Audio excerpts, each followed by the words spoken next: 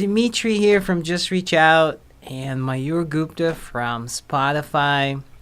VP of Growth. We're both speaking at the Growth Marketing Conference, and I decided why not sit down with Mayur and just talk about growth, marketing, acquiring users, retention rates, and all that fun stuff that speakers will be talking about. So, Mayur, thanks for coming out, flying all the way to New York, and sitting down with me here and just chatting about stuff that matters to all of us here. Thanks for having me, Dmitry. Excited.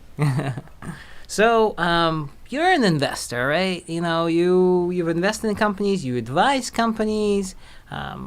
Aside from your work, at Spotify, VP of Growth there, a lot of the companies that are at Growth Marketing Conference, who will be coming to Growth Marketing Conference and listening to speakers talk, they want to figure out how to acquire customers, how to retain them, how to get more value out of them, right? And they're young companies. Some of these are not huge companies. I mean, the speaker list, you have the Sean Ellis, you got Pinterest, you have all these big name speakers, and they all have their own tactic that they're going to be presenting, and there's going to be a lesson learned there.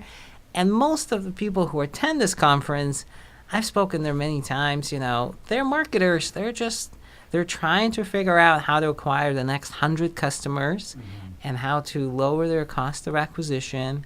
And a lot of times, they're trying to figure out, which route do I take? Should I focus on conversion rate optimization that this one speaker spoke about? Or should I do this content marketing play that this other person talked about? Or perhaps I should do ads, or maybe SEO, or podcasts are really hot right now.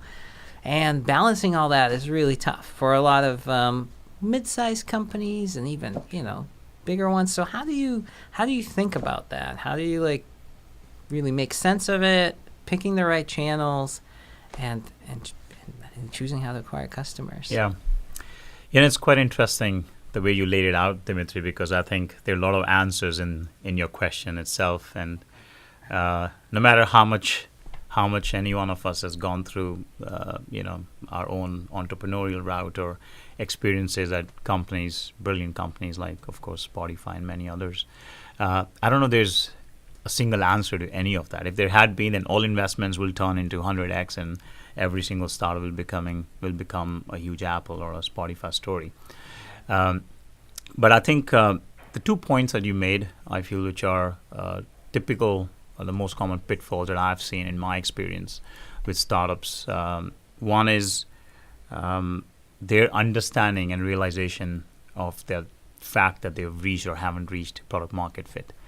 I think every founder believes that they've reached a product market fit when they actually haven't. They aren't even close to that, and I think that's the biggest fallacy for them. And a lot of it is also because they haven't more quantitatively define how to measure product market fit. And there is no single definition for it. But every time I speak to a young founder, I tell them, come up with your own definition of what will tell you that you've, somewhat sort of hit that big milestone. And I kind of define that in 4 very simple pillars for any startup. One is, a level of top line growth. So a certain amount of user base that you have acquired. So that's one very quantitatively measurable KPI for you to say, yes, 20% or 25% of my product market fit accomplished. Second is very important is the retention rate, because we all know, for whatever role we may have played in growth, that without that, it's a leaky bucket. And until that graph starts to stabilize, you haven't really gotten close to having a product market fit. So that's the second.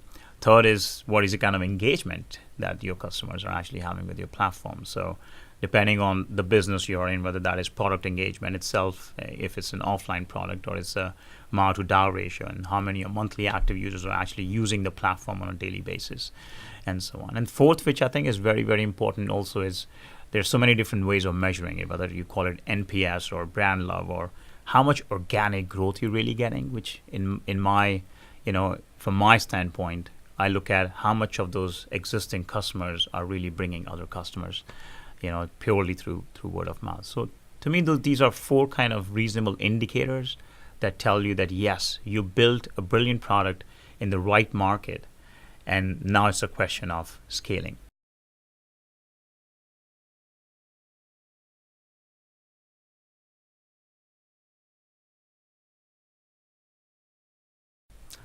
So that's one aspect where I feel most and many startups struggle. And the other one, which you sort of hinted in your question itself, is the biggest challenge is not as much the decisions you make on things you want to do, but more importantly, the decisions you make on the things you don't want to do. So more than what you prioritize, the choice of what you deprioritize. And that applies in terms of the audience you're building the product for. Because when I talk to some of the founders, I'll ask them, so who's your target audience? Who's your core audience? And if you hear the response, the millennials, you know that is, you're already in the wrong direction, because that's far too broad. And it's a tough choice as a founder, because you want to meet all those needs. And it gets tougher, especially in your early startup phase, when you start to get semblances and customers representing all those segments. You don't want to say no to anyone, right? You want to keep acquiring. And then you get into this dilemma where you start to orchestrate your product based on everybody's needs. And that is, those are the kind of tough decisions that you have to make. Same way in terms of the channels you want to leverage to acquire users. When you're early on, you want to unleash every single channel possible. Only until you realize that, you've been bleeding so much that you're better off in your early startup phase, in a way, to focus on one most primary channel to bring the user, get to the product market fit, then unleash other touch points and channels to bring. Do you have tricks on figuring out the product market fit itself for a founder, and specific levels of when a founder has defined it and actually is 100% there, or maybe 80% or 50%? Because for me, I know Just Reach Out, we do PR software, right? We help you pitch journalists. And so when I first had the idea, the first thing I did is boom, I'm going to charge people for my idea in order to actually build this thing, right? So I'm coding this thing up, but people prepaid it just like they do for airlines, $10, $15, $20, whatever. I didn't know how much to charge for it. This thing wasn't even working yet. And I was for me, I wanted a signal, will people pay for a chance to find a journalist through software and pitch them, right? And once they gave me some money, I'm all right, that's some validation. I wasn't 100% there. I don't know. I haven't even built a product yet. They can't even talk about product market fit. And then afterwards, I built a little bit of the product, and then I said I'm going to charge a little more, and then see if that's going to keep flying that way. And essentially kept going that way, charging and seeing if people are satisfied with what I've built, and keep getting feedback from them. Yeah. I don't know if there's a single guideline or single set of KPIs. It'll have to be dependent on the business. But what I would always, there are two things that I would always call out. One is that definitely draw a line if you're starting. If this is your week one, and you have a business model. Within your business model somewhere, you have to draw a line to say, if I were to get my first 100 customers, and out of those 100 customers, if 30 came back in a 2-month time frame, to repurchase whatever, I was selling, depending on the kind of product. Of course, if it's a, streaming platform, then you expect X percentage to keep coming back at least thrice a week and so on. And assume that Y percentage of that are actually going to bring at least one more friend alongside, or Z percent of that are going to leave a feedback saying that they actually loved the experience. So in whichever tactical and micro dimensions you want to define success and a product market fit, and you keep evolving from there. But it's very important to define that and not just look at the fact that, I had my first sale, or I had 100 people buy the product, hence I have a product market fit. Or there are 20 people who I met on the street, all used my product. They all loved it. They said, oh my God, it's aesthetically so beautiful, and I love the experience, and I have a product market fit. See, that's the fallacy. Because it's not a single dimension that can prove that you have a product market fit. It has to be, across multiple dimensions, from repeatability, return purchase, the brand love, and so on.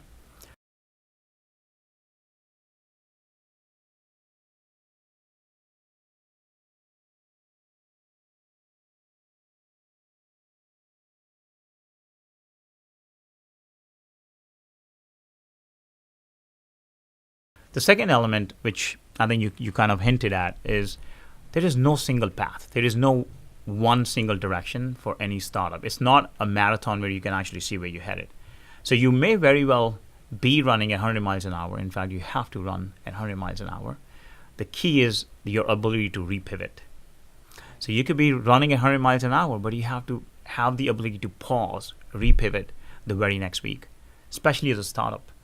Like you may, and that's the fallacy, that's the challenge as a founder, because you get so attached with your idea that it's really tough for you to convince yourself that, no, that isn't the right path.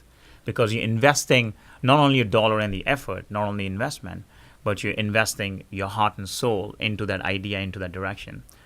But the ones who are able to repivot, every X number of days and challenging themselves, is this the right path, and really over-scrutinizing their thinking, they are the ones who are ultimately able to get to a product market fit at some point. So I almost think about, this is a guerrilla warfare where there is no predefined straight line. You almost have to keep zigzagging until you find, for your ultimate core audience, yes, I have proven scale, I have proven repeatability, and I have proven some sort of brand love and brand affinity. Yeah. We've done that a lot in my business because we started out as purely software, realized that PR is controlled by so many factors. There's the journalists who are going to publish, there's like the pitch that needs to go out from the startup, and just having software didn't do it justice, Yep. right? And so we had to pivot again to do like a little bit of services to help people along this path, like write the email pitch, how do you send it, track it, figure out what to do with it when people don't respond. And then we added services on, and then we didn't want to be a services agency, and so we kept pivoting a lot during these 4 years to try and like move to that level. And what's interesting is we all talk about the product market fit. Of course, I've been talking about this here, but it's almost like that state of happiness. It's like you can reach there, but you're never guaranteed to stay there. Yeah. Because the world around us and the environment and the ecosystem is evolving so fast now, being disrupted not only by the technology but by the consumer themselves, that once you've reached there, you almost have to work harder to stay there. Right. Because until, and I use this example a lot, like until 2 years back, everybody was still focused on a mobile first experience and how mobile, was an extension of our lives. Come voice, in less than 12 months, starting to become, main stage and rather getting closer to being a commodity. And now suddenly, mobile is disruptive. Mobile is friction, where now it has to be voice. So anybody who felt, well, that is the product market fit, I have a great experience, now has to think about a whole different ballgame. Right. Voice. I just had lunch with Brian Dean. He runs a blog called Backlinko. He's pretty knowledgeable in SEO, and he's just did this huge voice study about all these different voice commands, like millions and millions of voice commands, to see how they rank, because voice search is now becoming like a big thing. In terms of retention, that's the other thing that you were mentioning on delighting a customer to a point that you are continuously retaining this customer. When I interviewed Dan Martell, I interviewed a lot of folks, he had this thing that he said, you gotta get to that aha moment, right? You gotta get to that aha moment for a customer. Just center on that one, focus on that one aha moment, and just repeat that over and over and over and over and over again. Just focus on that, and then the rest will kind of come. And so I was like, all right, in my case, like, it's PR, so it's like the aha moment is like the guy got published, or the company or whoever, the CEO got published on this blog or the publication of Forbes. That's the aha moment. It's like, all right, we got to keep repeating that. It's like a tough promise to make. But a lot of people, I guess, think of retention as these email campaigns, reminders, these kind of like gentle nudges. I don't know. Like, I think of Spotify, and I think of these like emotion-based playlists that they created like years ago, which would like invoke feelings, and they would be married towards like working out or like hang out with your friends, or like mood-based kind of like, those kind of lists. So I was like, oh, and I would get reminders of like, you felt this way on Sunday or whatever. So how do you think of I guess, retaining customers and getting to that point where you think you're doing a good job at your retention. Your churn rate is rather low. Like, I've been at it for like 2 years now, just chipping away my churn rate, right? I did something crazy. I did the worst thing ever. I did this big promotion on like a Groupon type of site on AppSumo, right? And it wasn't bad. Like, I got good promotion, except I got all these people who are just sitting there looking for the next deal to sign up on my site, pay me money, and actually become a paying customer, but they were not the right customer, right? Yeah. So I had like chipped away at all these people, right? I got my churn rate down to like single digits. I think I'm feeling good about it. Yeah. And I talked to other marketers and really smart people, like people that lead, like done amazing things, and everybody's got their own little kind of like way to think about retention. Everybody's got tricks on like how to retain people.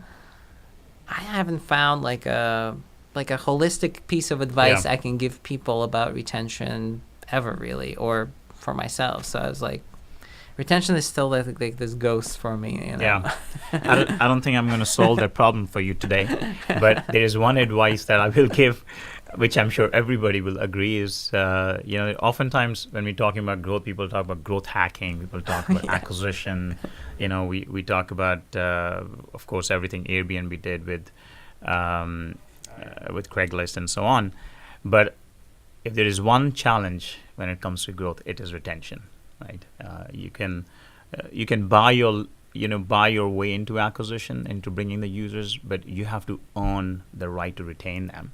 And I almost say you can buy a date, but you cannot buy love. And I think that is where retention is. But I'll go back to the first point you made about the aha moment. Of course, that became pretty big when Chamath and the first sort of growth team at Facebook came up with I think it's 7 friends in 10 days or 10 friends in 7 days. But I think while the philosophy makes a lot of sense, a lot of times people get stuck in the correlated aha moment. And it's not easy to identify the true causal aha moment. It requires a lot of experimentation, a lot of analysis. And you're fortunate if you can identify what that aha magic moment is. And then, yes, you can try to remove all sorts of friction in getting your users to that aha moment in the fastest and the shortest possible way. And yes, I think everybody knows the playbook. It's the execution of that playbook that is still, a bit of a mountain to climb. But outside of that, let's assume that, yes, everyone is in our own process to identify that aha moment. But I think beyond that, to me, retention happens at the intersection of a great product experience, great messaging, and surfacing tremendous immersive and personalized and relevant storytelling and content. It's not one or the other, right? So you can have a brilliant product, but if you're not reaching out to that user, when they're off platform, or when they aren't thinking about you, to your point, sort of nudging them, in those right moments and bring them back to the platform, give them enough reason to come back to the platform, you're not helping them build the habit. So it's not only a brilliant product, but the right message at the right time through a touch point where you believe you may find that user. And that, again, underlies a lot of experiments, because there is no single definition to say what kind of message, what kind of content is going to work for every single kind of user. I also feel sometimes people think they're doing CRM, they're sending emails, they're sending messages, hence they are doing retention. Or hence, so-called CRM and customer relationship, as we've all grown up calling it. There's a lot that needs to go underneath. There's a lot that needs to go into understanding who your audience is to begin with, what their needs are. Because if you have 100 users, at least 50 of them will have very distinct needs.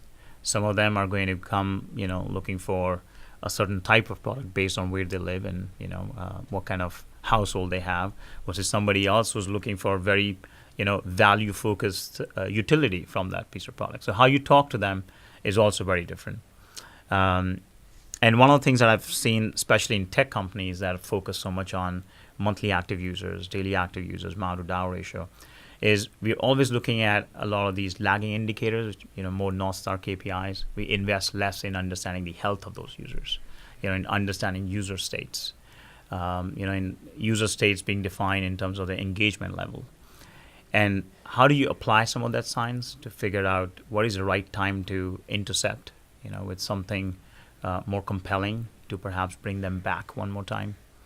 So it's art and science. There is no single definition.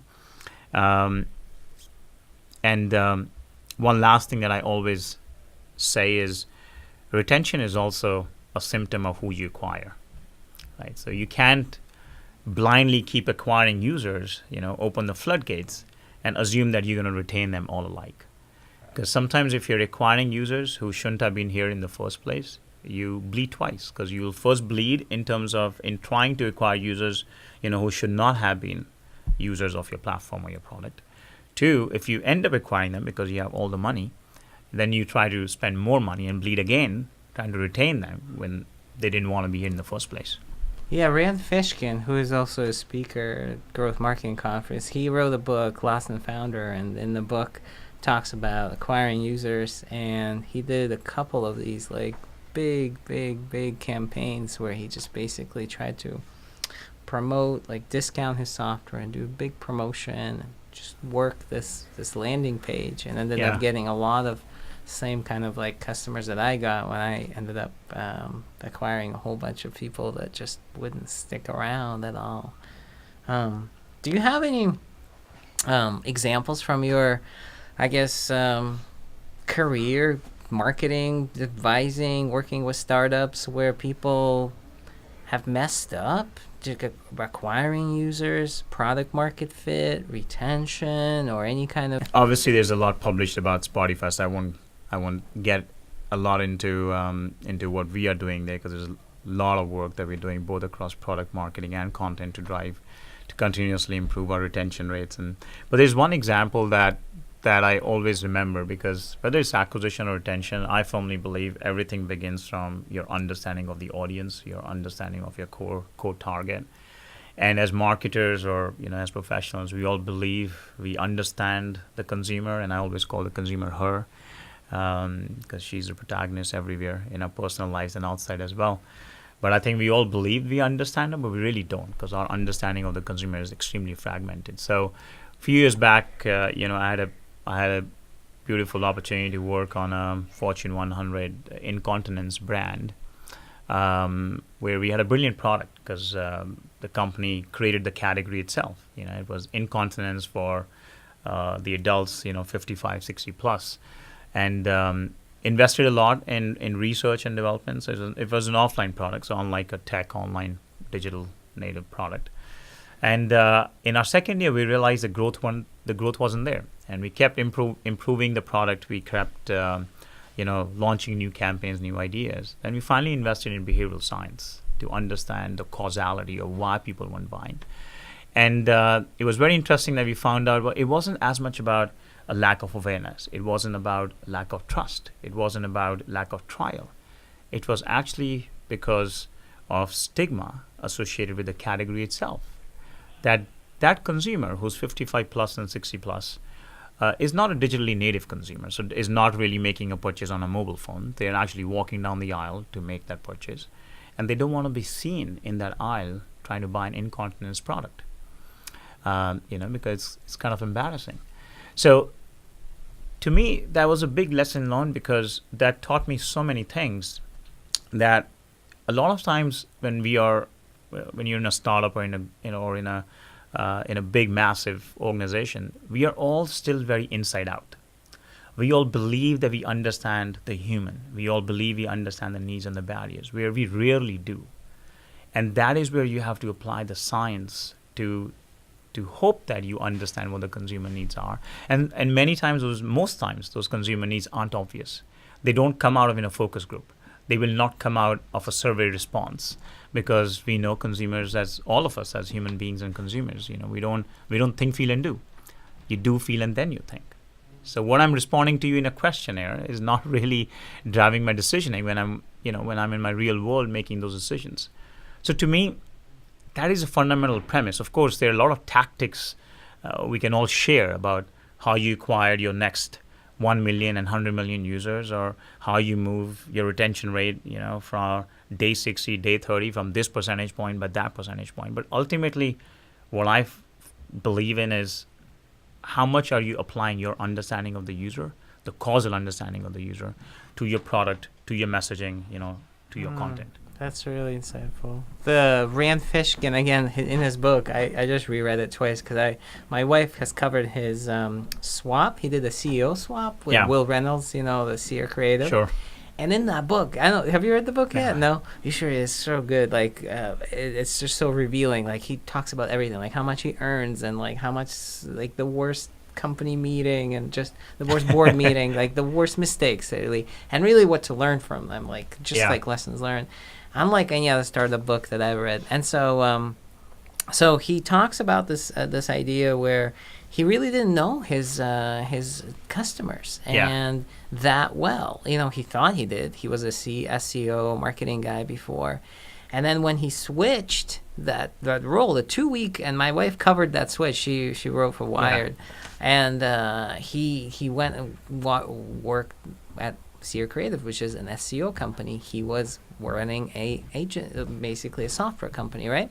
This services company was using his product, and now he looked and saw how people were actually using this product, along with other competitors, Ahrefs or whichever, like the SEMrush, whatever it was at that time, and he saw that these people were doing something completely different from how he thought they were supposed to be doing this. And he actually, up until that point, hasn't really, he's done SEO projects, but he hasn't like worked in the field with other professionals trying to use tools, right?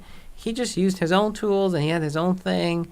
And so that opened up his, it was a crazy experience because he was like living, and I think he was having lunch with Will's wife or something. Like he walked Will's dog. Like it was just crazy. But aside from that, it was an eye-opening experience. He came back. He's like, I'm going to have to work with more professionals to see how they use these products and what their motivations are for using different products and why.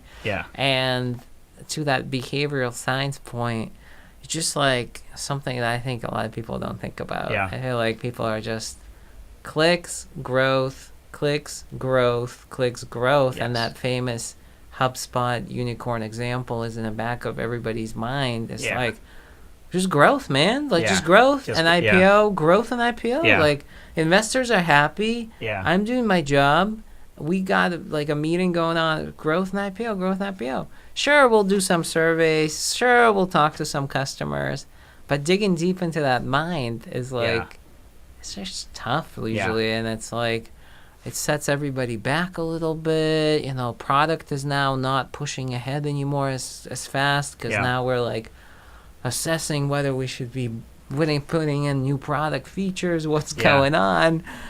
So I feel like a lot of people don't do that. I think that's one of the most common things I've noticed, because we have, especially if you're a founder, you have such set belief in what you're trying to build, and every single day the belief gets stronger and stronger because you're thinking about it so much that you almost forget who is it for, and the why behind the what you're building, and that very quickly becomes a big bottleneck. Like there was this a brilliant startup that I'm now sort of connected with through Techstars in Chicago, and they have a great idea about sort of this second kitchen model for bars that don't really have their own kitchen, and they're focusing on customers who are just walking in, thinking that, not knowing that they can actually have food in this bar. And in our first conversation, I asked a very simple question: out of the 10 customers who are walking in, how many of them are actually already made a dinner plan getting into the bar? It's a very simple question you would ask, right?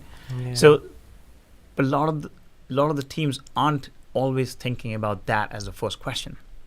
Is even when big organizations think about total addressable market, which has been the biggest cliched metric that every organization from Fortune 1,000 and 10,000 to Fortune 100 have used, there's a lot of misconception in that total addressable market, because that is only telling you how many users have the right to be your customer. But how many users you have the right to win right now has a lot of limiting factors. So how do you translate that total addressable market into somewhat of a current addressable market that you have the right to win in the next 6 to 9 to 12 months is a whole different ballgame. But when you think, in order for you to think about that, the current addressable market size, you have to start to slice and dice the audience to ultimately land on who do you have the right to win, and then you start to tailor your product for that core audience. Then you start to get behind the why, the why behind what they are doing. Why are they coming?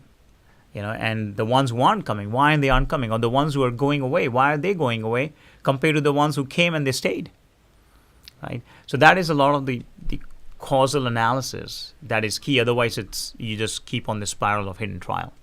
At Growth Marketing Conference and other conferences and in the blogs, we get pushed growth hacks. We get pushed things that are just, let's grow, let's push marketing, and sitting back as marketers, like thinking about, the psyche of our users and figuring out behavior, figuring out how that relates to your retention or maybe even product market fit is so healthy as a startup. It's just a lot of startups can't or won't want to afford to. Because you're hungry.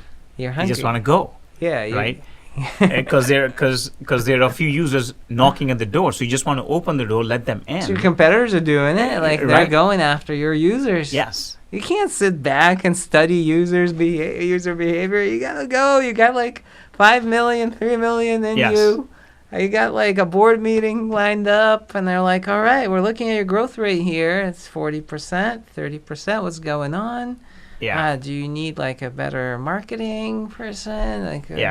Like the investors is there, like the founders I feel are successful or have much higher probability of being successful are the ones who are saying no to that door knock, to say no, that's not core to what I'm trying to build right now in this current phase of I call it the startup phase where I'm still very early on. They are the ones who are able to really focus and get to the product market fit sooner than anybody else. But one of the other things, Dmitry, that I've struggled with in every single experience that I've had with marketing is this, especially if you're a startup where you have deficit of investment and money, and depending again, are you Series A, are you self-funded, even worse, is this constant challenge and question to pick, should I invest in building the brand? And that little $100 that I have, should I invest in building my brand, building the trust, and invest in showing that how I'm culturally connected, or should I invest more in pure growth, pure performance to acquire the users, to retain them? And that tussle exists in every organization. Doesn't matter who you are. And as you grow into bigger and bigger organization, I think every single marketing function, every single CMO is now being held accountable for outcomes, no longer the output. And I think that is a fundamental shift that marketing has gone through in the last few years, where thanks to data, thanks to technology, marketing is now held accountable for tangible business impact. But as a startup, you have this conundrum to say, hey, but nobody knows about my brand. Nobody knows about my product. So how am I going to bring the first 500 or the first 1,000 customer? Well, I have to first create awareness. But I only have $100. So what should I do? Should I put that $100 in creating that awareness? And then I have nothing left to bring them through, because most of the acquisition channels, are pretty much pay for reach, pay for play. Yeah. And then, of course, you will hear everybody say, well, paid media sucks. Performance marketing sucks. Just build network effects in your product. Build organic loop. But they aren't that easy to build on the get-go. And especially if you're an e-com platform. It's not that easy. You still have to bring and hope that you get the first initial user base somehow. Then you start to embed some network effects initially in your thinking, in your product design, and you'll lose. But there's no simple answer. But I would hope that every founder is at least conscious about it. They're not blind to it. They're not blindly spending on one side or the other, because this is not separated anymore. Like in my head, I can never separate the growth of the brand from the growth of the user base and the growth of the user value. To me, those are three concentric circles where every bubble or every circle amplifies the impact of the other. You can only go this far without a strong brand. And you can only invest in a strong brand up until, you're not able to demonstrate the quantitative impact to business growth and retention and lifetime value of the user. These are all great points. I feel like anybody who's listening to this should at least remember that, digging deeper into why you're doing what you're doing, who your customers are, and thinking about, how are these customers going to continue using your product, and measuring your results are things that are important to whatever you do, whatever tactic you'll learn, in this, at the conference, or whatever you do day to day now.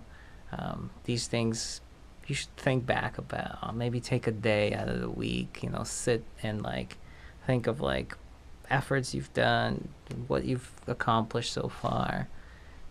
Decision making. I feel like if it was easier, more people would do it, maybe, or if there was some kind of easier framework or tools or something that just lets a founder or allows or eases the process for a marketing function to sit back and just say, all right, this is what we got to do, man. We got to look at the decision mechanism of our users, or how they're going to be making decisions when they're using our product. If there was some kind of thing, everybody's just looking for another case study, look at who look at this company that did this, we should be doing that, right. Or I've just heard of this great thing that this other company did.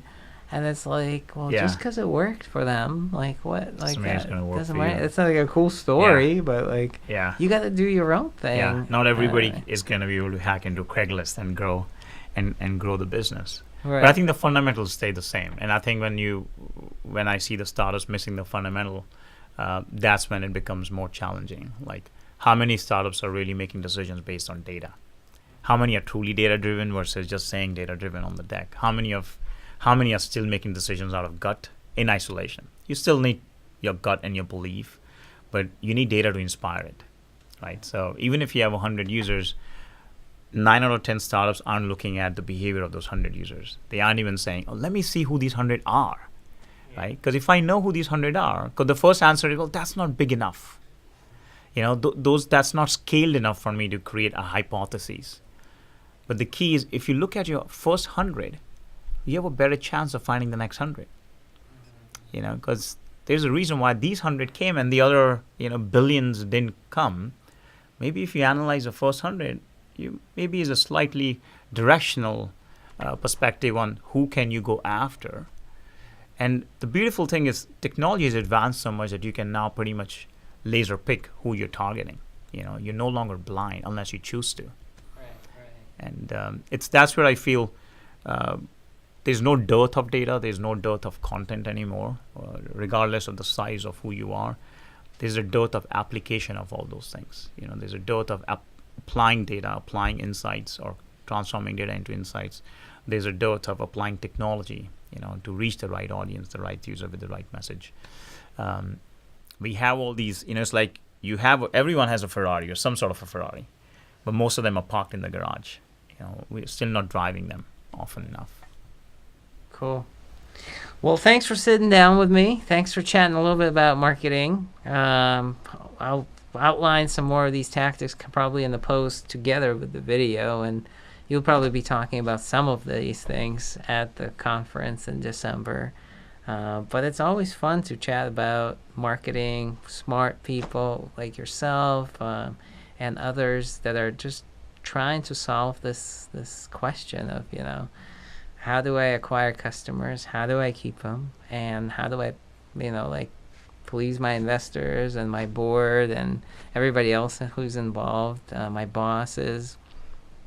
And I wanted to focus this one a little bit on what do you do with all this information, because it's crazy sometimes. It's overwhelming to figure out what to do with all these different tactics everybody's throwing to you.